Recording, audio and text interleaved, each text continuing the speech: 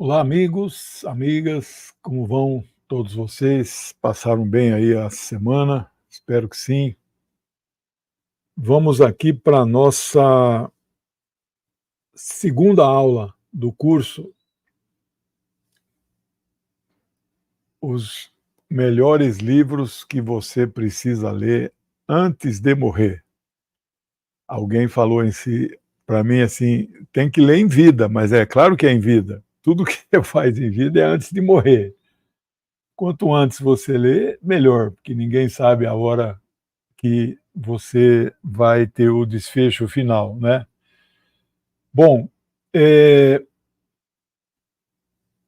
os últimos cursos que eu dei, eu gasto 2 a 4 aulas de introdução, não dá para entrar seco.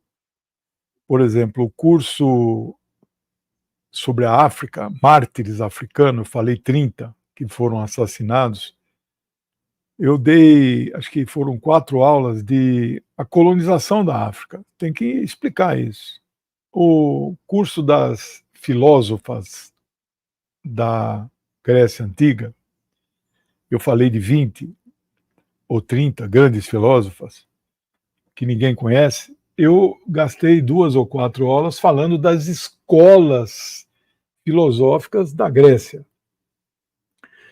E esse curso, para quem esperava que eu já entraria seco no primeiro livro que nós vamos fazer a síntese, que será a Divina Comédia, de Dante Alighieri, tem que ter paciência, não é? Porque muita gente está acompanhando o curso. Um agora mesmo me mandou um zap, professor, eu não consigo ler, sou professor formado em literatura, mas não tenho tempo de ler. Tá? Então, eu imagino que até professores podem estar esperando, né, um curso dessa natureza, onde eu vou fazer a síntese.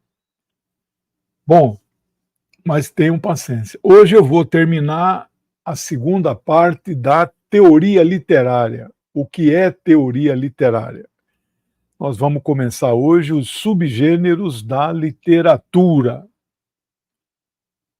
que são comumente aceitos. Nada é unânime, nem aqui, nem na ciência.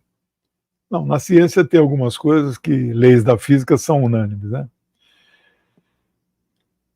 Semana que vem, ainda não vai começar no primeiro livro. Semana que vem eu vou fazer sociologia da literatura.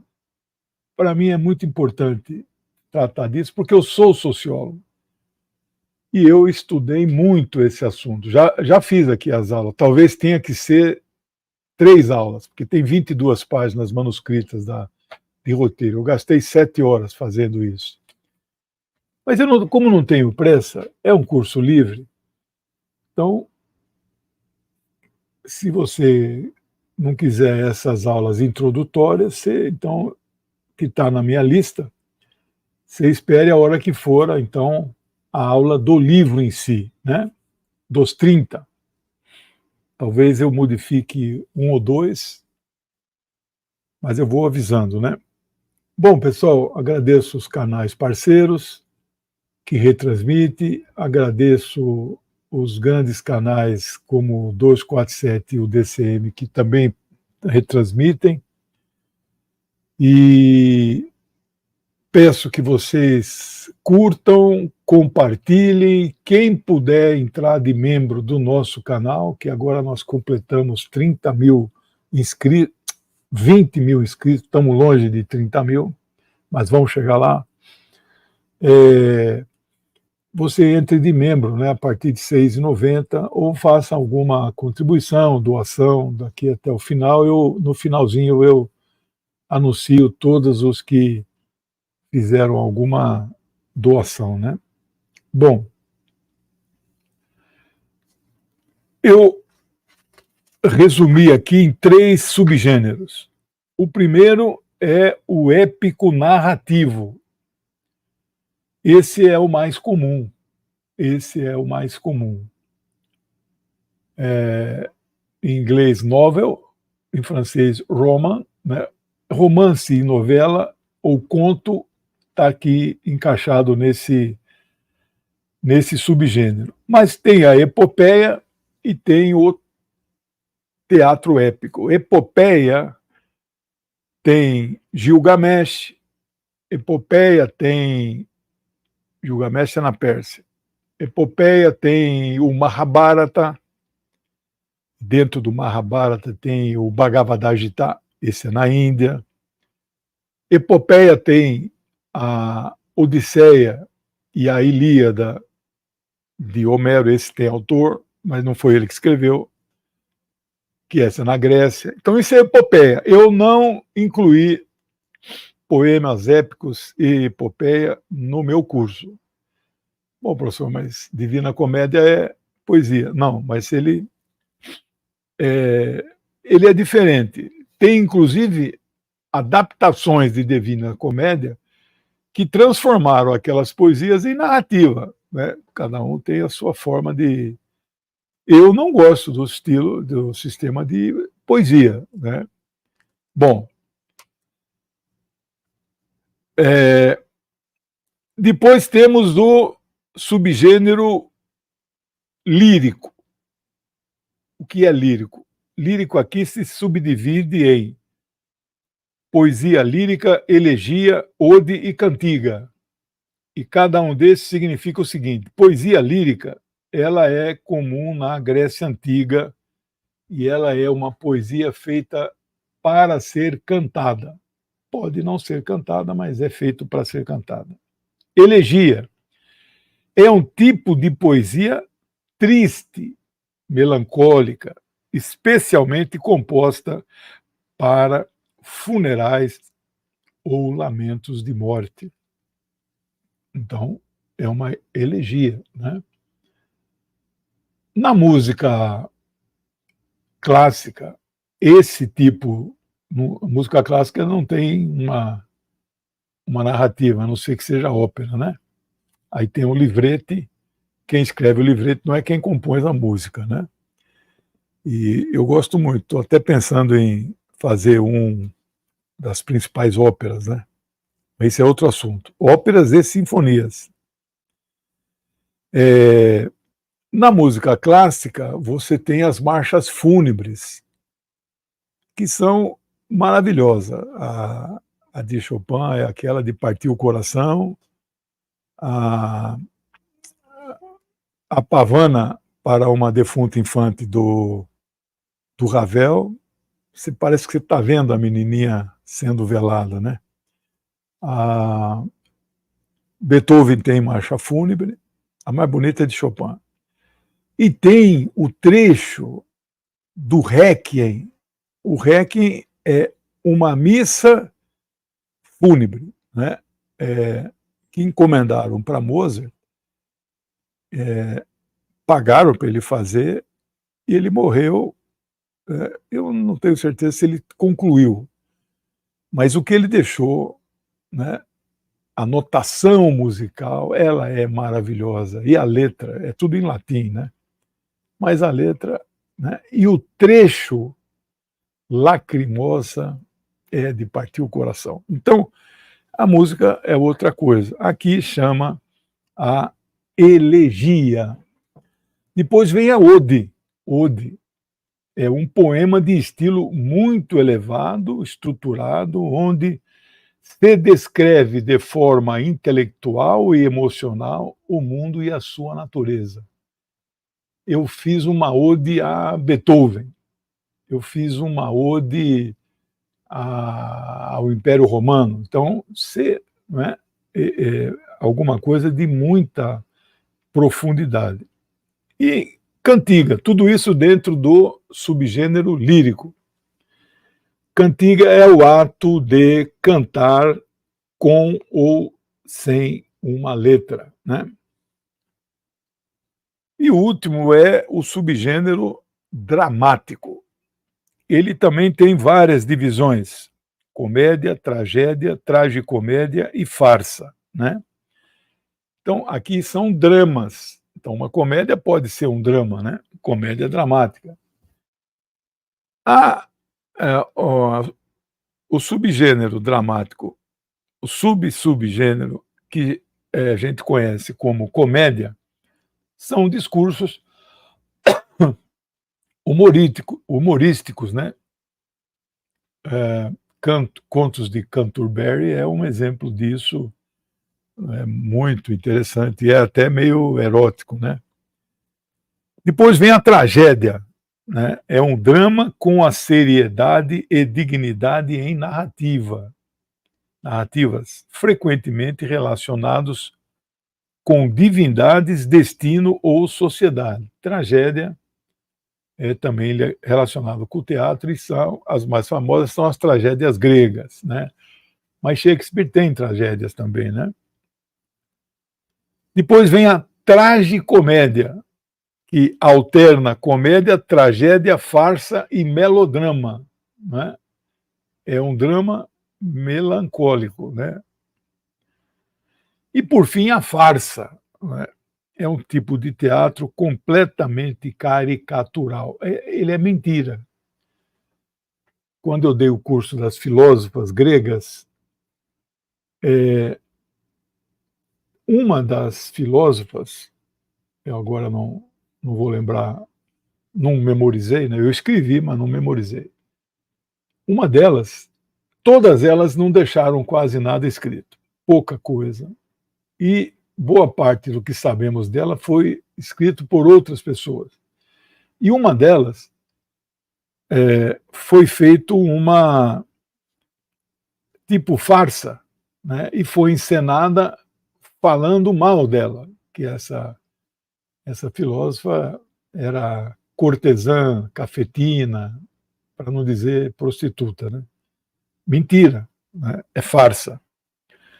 Bom, esses são os três principais que eu pesquisei, mas existem outros inúmeros subgêneros que, como o curso não é de literatura, isso aqui é apenas uma pequena introdução. Eu não sou professor de literatura, todos vocês sabem disso, né? Não posso ser acusado de ser charlatão porque eu estudo, né? Fiz muita pesquisa, mas não sou um expert, né? Então, estes outros gêneros, erótica, fantasia, ficção científica, suspense, terror, romance, sátira, etc.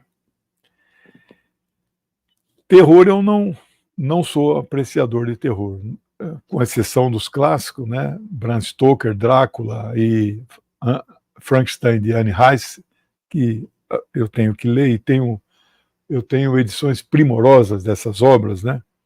Que é completamente diferente do que a gente vê nos filmes. Stephen King, por exemplo, não li nenhum e nem pretendo ler, né? Alguns filmes dele, sim, é diferente. Mas eu abandonei o gênero terror já tem acho que uns 10 anos. Eu já não assisto mais esse tipo de filme, por exemplo, de demônio, diabo, essas coisas, espírito. Eu não acredito absolutamente nessas coisas. Por que eu vou assistir? Então, abandonei. Na literatura, o suspense, eu sou fã ardoroso. Aliás, deixa eu fazer aqui um comercial da Netflix, uma série de 8 episódios chamado Replay. Replay é um personagem, Ripley, né? Ripley. É um personagem que tem, acho que 3 ou 4 livros, da grande escritora de suspense Patricia Highsmith. Ripley. E começa com o talentoso Ripley, né? Ele dá golpe, ele engana. Esse filme, essa série que eu assisti, 8 episódios, deu até dor aqui na barriga, a tensão que você fica. E daí, recomendo, né? Eu gosto de filmes de suspense e de toda a literatura de suspense que você imagina, praticamente eu li, né? Bom, sátira, ficção científica, alguns, né? Asimov, Eu, Robô, 2001, Odisseia no Espaço, eu tenho uma edição primorosa, com boxe, né? Mas não é a minha contato do Carl Sagan, né? Mas Sagan, eu li todos os livros dele que não são de ciência, do Asimov também, né? Asimov tinha 3 PhDs em áreas diferentes da ciência, né? Então, ficção erótica, eu não leio literatura erótica, não sei porquê, não faz meu estilo. A teoria literária remonta aos antigos gregos, com os Górgias. Estes Górgias, Górgias era uma pessoa, viveu entre 485 e 380. Então é negativo porque é antes da Era Comum, né? Se esse número estão certo, nas fontes que eu pesquisei, ele viveu 105 anos, né? Platão se enveredou por esse campo, 428 a 347, e Aristóteles, 384 a 322. Sócrates não entrou nisso, aliás, Sócrates não deixou nada escrito. Mas no caso de Platão, ele inaugura porque tem a sua famosa poética de Aristóteles, né? Ele ali gastou mais ou menos 8 anos, né? Um conjunto de trabalhos, né? 335 até 323. Então, na verdade, é um conjunto de anotações que ele fez das suas aulas, cujo tema era poesia e arte. Mas quem tomou nota disso foram seus alunos, né? Então, ele não escreveu um livro chamado Poética. Seus alunos compilaram suas aulas. O livro famosíssimo do Umberto Eco, eu estou aqui decidindo se vou incluí-lo entre os 30 ou não, porque ele não está em nenhum desses grandes livros aqui. Eu queria mostrar para você, que eu não mostrei na aula passada. Eu achei aqui o 1001 livros, né? O que está marcado aqui são os que eu vou comentar, né? Mas tem problemas aqui que, olha, 2 livros que não estão aqui, que eu estou assim indignado. Mas isso depois eu comento com vocês. Mas o livro do Eco está nesse de 1001, mas não está nessas listas de 30, 50 melhores, né? É a história de uma série de mortes que acontece em um mosteiro masculino, monges masculinos, e chamam então um outro monge mais experiente, tipo um cientista, né? William, que no filme é interpretado pelo Sean Connery. O filme é maravilhoso, ele reconstitui exatamente o roteiro. E ali, não vou dar spoiler, né? Trata-se de um livro sobre o riso em Aristóteles. Não consta que ele tenha escrito alguma coisa assim. Aí eu acho que é liberdade poética do grande, saudoso Umberto Eco. A República de Platão e na Poética de Aristóteles, esses livros acabaram por se constituir como fontes básicas e primárias para a elaboração da teoria literária. Até pelo menos o século XVIII, as poéticas eram livros, na verdade, livros de regras. Só a partir desse momento, século XVIII, com o idealismo do romantismo, é que a poética deixou de ser vista como uma regra, né? ela passa a ser vista e identificada com uma produção individual. Quando entrarmos em sociologia da literatura, eu vou falar muito disso também, né? Eu fiquei maravilhado assim, com essa pesquisa, vou compartilhar com vocês. Esse também é um período de interpretação da Bíblia, do ponto de vista léxico, alegórico, moral e... Aqui eu não entendi minha letra.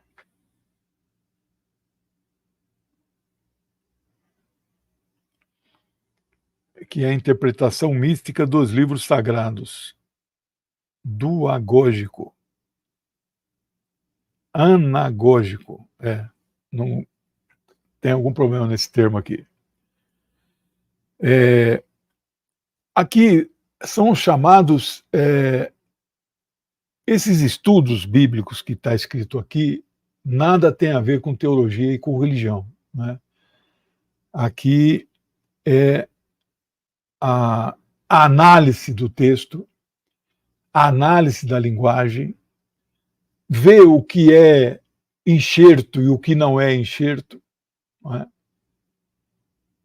Eu estou atrás de uma Bíblia, eu tenho várias versões aqui, mas essa que eu estou atrás nunca achei. Nem sei se tem tradução para o nosso português, mas se tiver de Portugal eu vou comprar. Que é a Bíblia, o Novo Testamento. O que eles colocam lá entre dois colchetes é o que há um consenso absoluto entre todos os teólogos que isto é uma interpolação. Interpolação significa aquilo que é enxertado. O que é um colchete é que tem uma grande maioria, mas não é unânime, não é consenso. E um parêntese, pode ser que tenha sido interpolado, né? Nossa, isso aí deve ser muito interessante, né?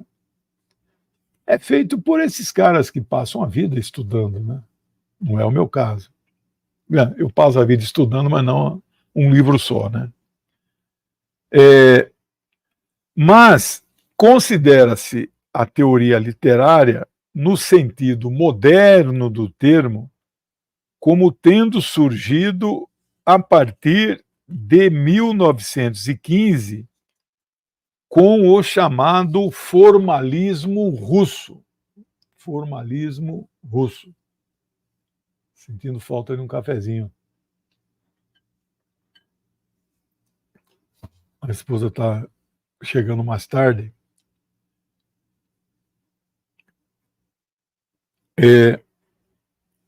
Há um filósofo,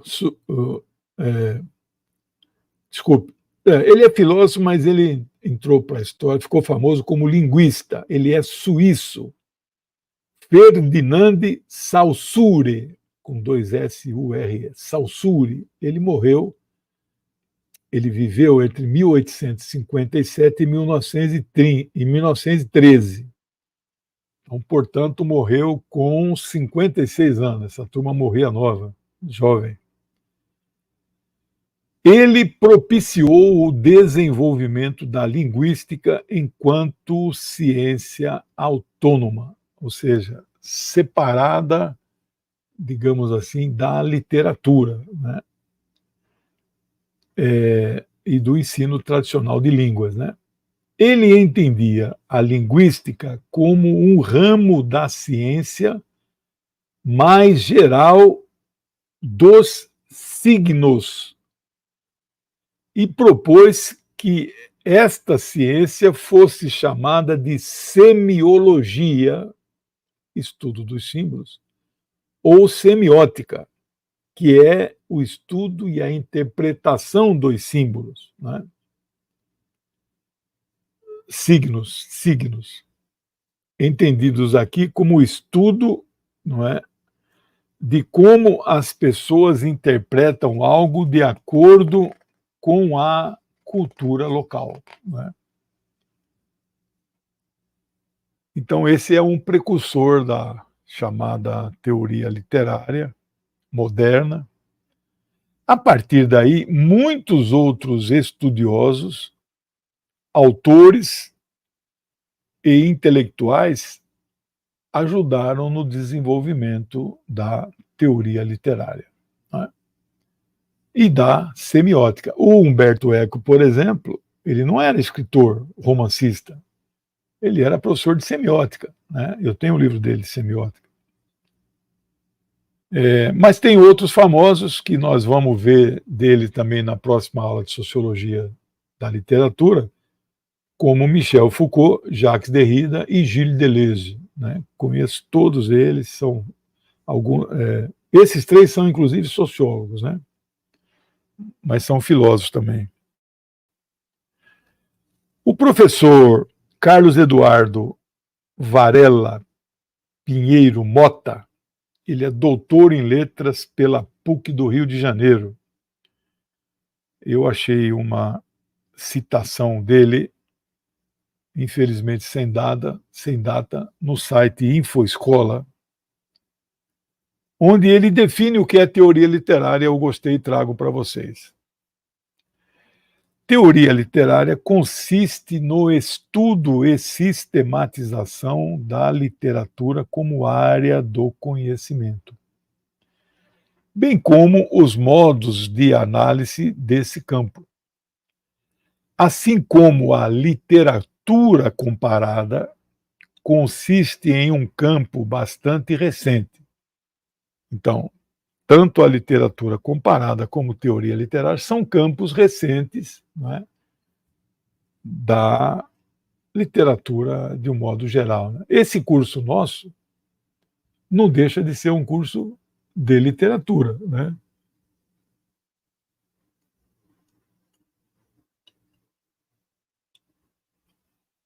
Hoje eu estou sem o apoio aqui da Luísa.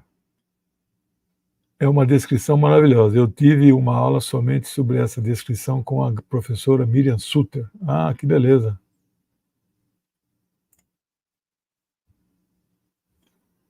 Fátima Leal.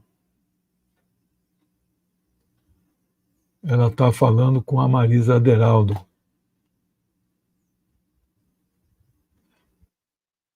A Fátima fez uma contribuição, depois eu vou ler. Eu não achei aqui o comentário da... Aqui, Marisa Aderaldo. Descrição maravilhosa do estudo é o gênero e que frase. Tá. Mas continua aqui. Antes da popularização do termo, teoria da literária, seu estudo era realizado no campo da estética, que compreende todas as artes.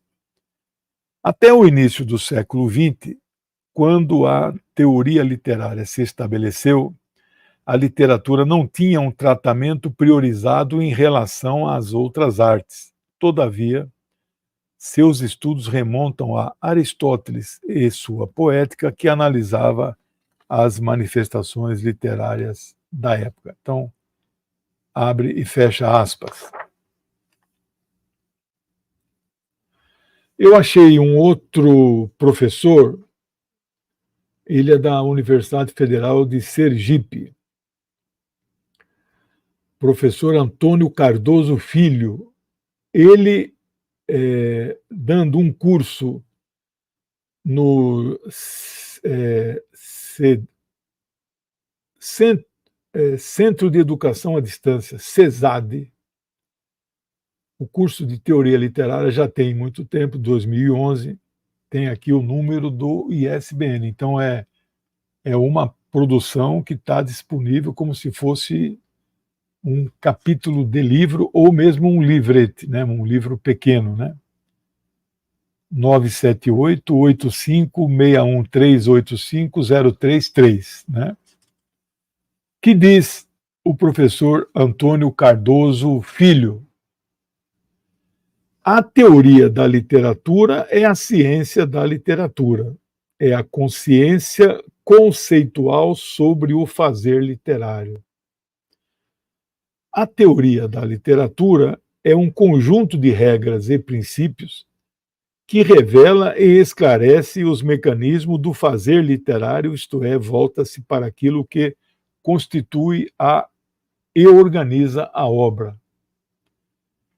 A teoria da literatura, a literatura e o estudo interpretativo da obra são realidades diferentes no uso da linguagem. Por fim, teoria da literatura se ocupa com aquilo que organiza a obra em seus aspectos gênero, categoria, narrativa, enfoque, lírico, etc. A sociologia da literatura não se preocupa com esse aspecto, né? Vocês vão ver por quê. Eles analisam o livro como mercadoria, o conteúdo, a ideologia, o contexto em que o livro foi escrito, quem é o autor, qual a sua linha. Então, esses aspectos não é da sociologia da literatura. Ainda que alguns autores, como esse trio que o Foucault, o Derrida, qual é o outro? Deleuze, Gilles Deleuze,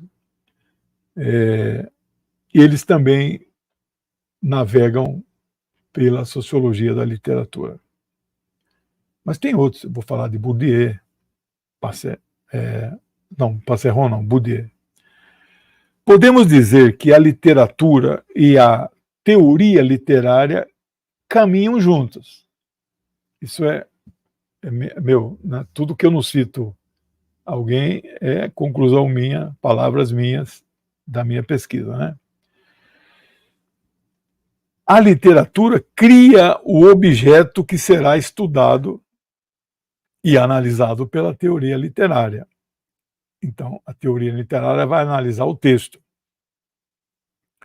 E até o ato de se produzir a literatura. Com isso, podemos tentar desvendar os mistérios da imaginação humana.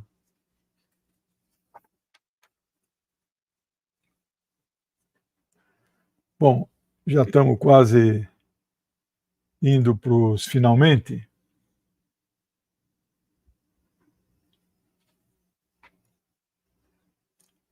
Aí eu vou falar dos autores. Quem perdeu a aula passada, é bom assistir. Eu coloquei na tela 8 livros que eu recomendo. Você não precisa ler os 8 livros. O professor compete dar uma gama ampla de pesquisa, mas tem ali uns 2, pelo menos, que você, se quiser aprofundar no tema, tem que ler, né? Esse livro 1001 aqui, ó,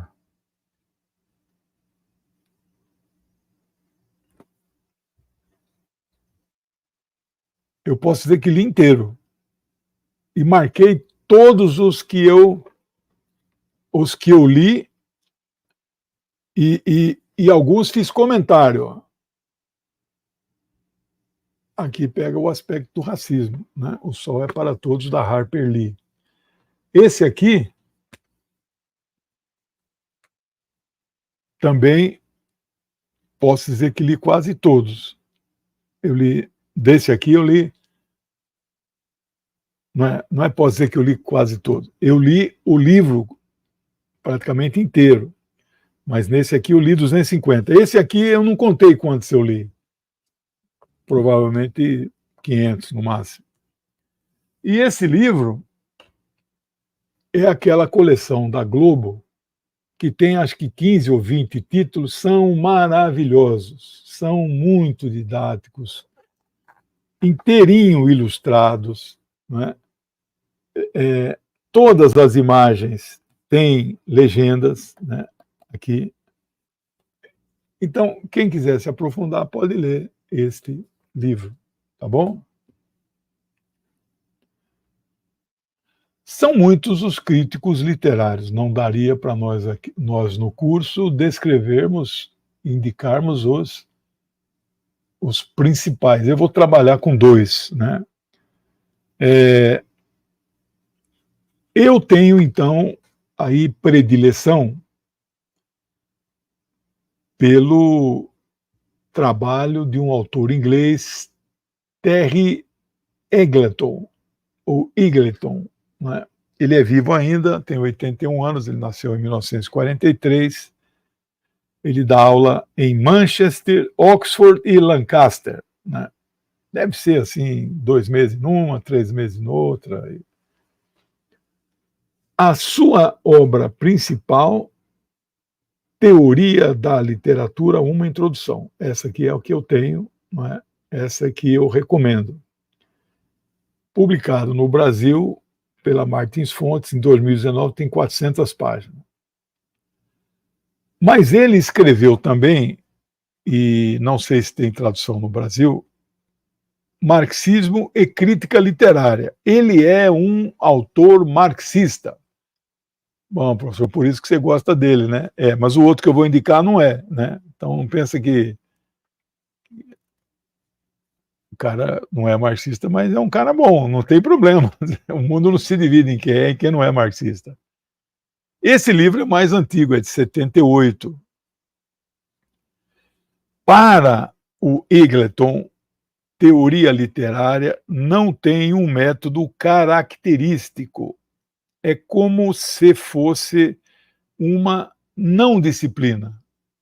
Na opinião dele, não dá para classificá-la até como uma disciplina, né? Ela seria qualquer manifestação sobre um objeto chamado literatura. Então, você dá uma opinião sobre um livro, você está fazendo teoria literária. Nós chamamos esta opinião de um livro de sinopse. Tem regras para fazer uma sinopse. Eu, quando lecionei metodologia do trabalho científico, das aulas, dos capítulos, era uma infinidade de conteúdo assim maravilhoso, né? Um dia eu vou até escrever um livrinho, metodologia do trabalho científico. Tem muito de filosofia, tem muito de ciência, o que é ciência, né? E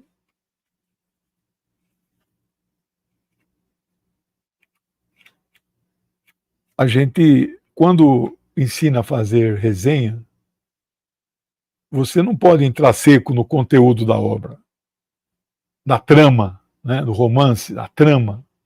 E sinopse você faz também de livro de filosofia, de história, de economia, né? Mas no caso de romance, que é o nosso curso, você tem que primeiro falar do autor. Quem é o autor? Né? Que momento que ele viveu? Como ele pensava? Né? Segundo, você tem que situar o autor na sua época. Né? Então, acusar Monteiro Lobato de racista, né, é muito fácil querer reescrever a obra dele. Tem 2, 3 passagens, né? Deixa do jeito que está. Nós temos apenas que compreender que é outro contexto, né? Aquelas filósofas que eu ensinei, tem uma lá que dá conselhos para como as esposas devem proceder. E ela diz lá, obedeçam aos seus maridos. Ué, mas é o contexto, né? E aí você entra na trama, mas não é seco também. Você tem que descrever os personagens. Dizer, de um modo geral, o que diz, o conteúdo ali. Por exemplo, pequenas passagens dentro de livros, O Amante de Lady Chatterley, né? É um livro maravilhoso, ficou proibido na Inglaterra, acho que 40, 50 anos, só depois que foi publicado. E não vou contar a história aqui, que acho que está no meu curso. Mas o marido dela, né, que ela se apaixona, aí tem que dar algum spoiler mínimo, né? Mas o marido parece ser socialista, que ele conversa com amigos sobre o socialismo. Então você vê que é um assunto. Então, esse autor, será que ele foi socialista, né? Então, continuando aqui com Eagleton, a história moderna da teoria literária Tudo isso entre aspas. É parte da história política da nossa época. Assim, a teoria literária é política. Literatura seria como uma escrita imaginária. Não é? Fecha aspas. Por fim, outro autor, renomado crítico literário, talvez o mais renomado e o mais famoso do mundo anglófono, né? Então, ele é mais famoso que o Eagleton, né? Que nós vamos adotar, que eu gosto, que eu recomendo, Harold Bloom, B-L-O-O-M. Viveu nos Estados Unidos entre 1930 e morreu em 2019. Não é? Ele deu aula nas universidades de Nova York e Yale, que é conceituadíssima. Acho que depois de Harvard vem Yale. Ele não tem uma visão marxista, não é marxista, mas é respeitado pelo próprio Terry Eagleton.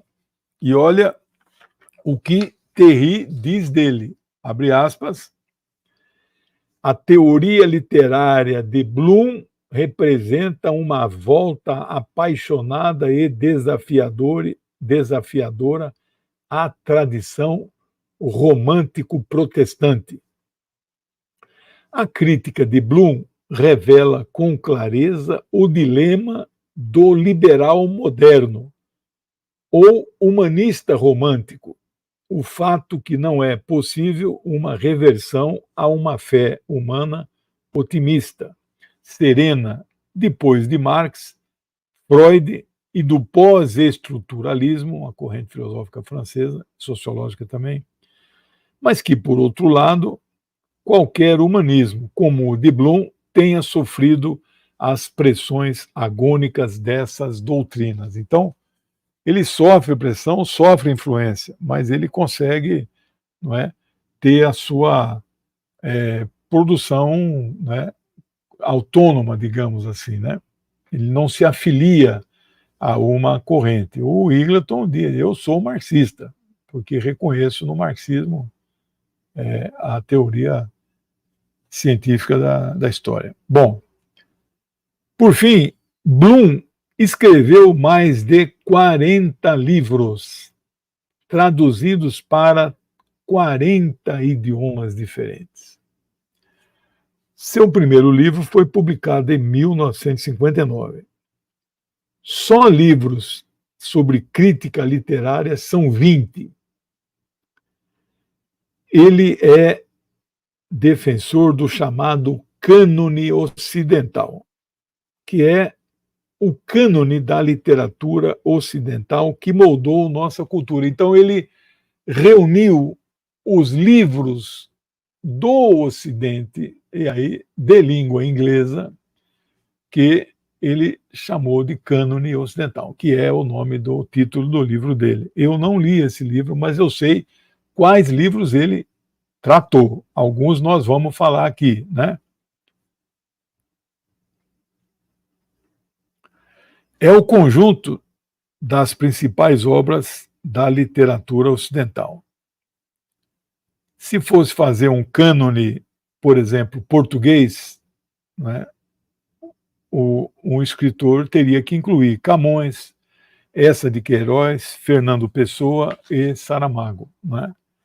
Então, é o chamado cânone português. Ele fez o chamado cânone ocidental, que ele coloca essa literatura em língua inglesa como a literatura fundamental.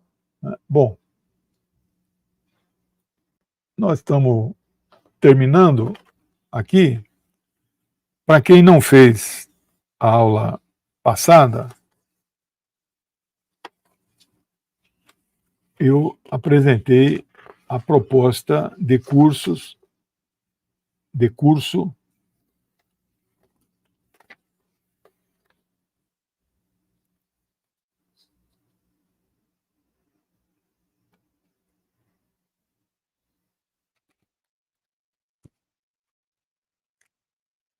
Eu falei que a Divina Comédia é na forma de poesia, que eu abri a sessão de poesia épica, mas não é só ela.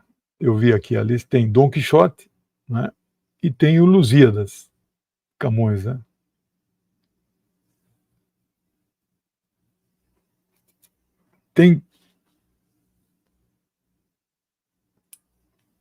Tem 4 livros que eu estou aqui em dúvida, que eu não incluí. Em Busca do Tempo Perdido,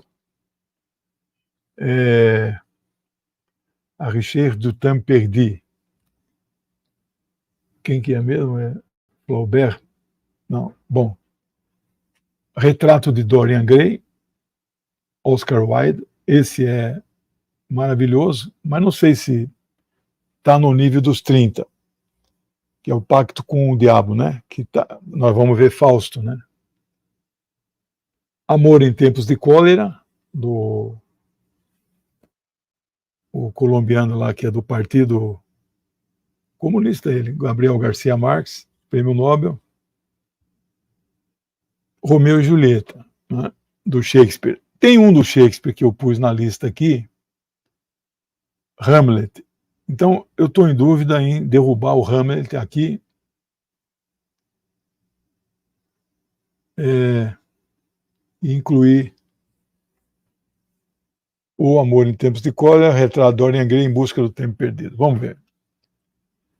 Os livros são Divina Comédia, Dante Alighieri, Lusíadas, Camões, Dom Quixote, Cervantes, Fausto, Goethe,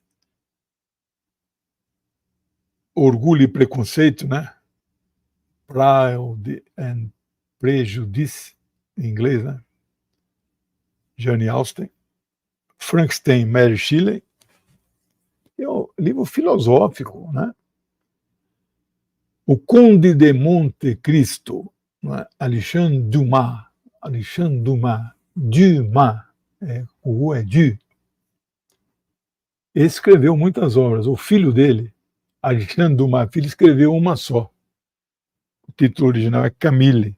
Eu li, maravilhoso. Aqui no Brasil traduziram como Dama das Camélias. É um relato tradicional de uma cortesã famosíssima lá em Paris, né, que tem casa, apartamento, e é frequentada, e um dos seus clientes, os caras dão tudo para ela, né? Não chamava prostituta, né? Cortesã, né?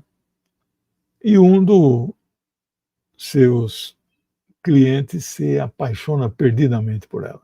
Aí não é fácil, né? Mas o único filho dele não fez sucesso na literatura, né? O Alexandre Dumas, o Conde de Monte Cristo, é o maior exemplo de vingança que você possa imaginar, né? Revenge, vendetta em italiano. Morro dos Ventos Uivantes, esse livro assim tem uma aura assim em mim. Emile Brontë, as 3 irmãs viraram escritores, né? Emile Brontë. Aqui tem Luta de Classe, né? Um Amor Proibido. Moby Dick, Herman Melville, né? Capitão Ahab, né? Madame Bovary, Gustave Flaubert. Os Miseráveis, Les Miserables, 1.200 páginas. A minha tem várias edições, mas tem uma aqui é primorosa, né? Então você vai ter que escolher quem é que você gosta, né? Javert ou Valjean, né? Que é o policial Javert. E aí tem muito de religião, né? É possível o perdão, e ela comete um crime absolutamente simples, né? E é perseguido até, né? Guerra e Paz, Leão Tolstói. Esse é um livro muito falado, pouco lido, porque ele tem 1.200 páginas também. As guerras napoleônicas e a tentativa frustrada de tomar a Rússia, que nunca aconteceu, né? Crime e Castigo, Fyodor Dostoiévski, maravilhoso, né? Ele entra em conflito com ele, mas moralmente ele aceita o assassinato que ele cometeu. Ana Karenina, de Tolstói, né? Aqui são vários livros na literatura, é o chamado, não é poliamor, mas a mulher ou o homem dividido entre dois amores, né?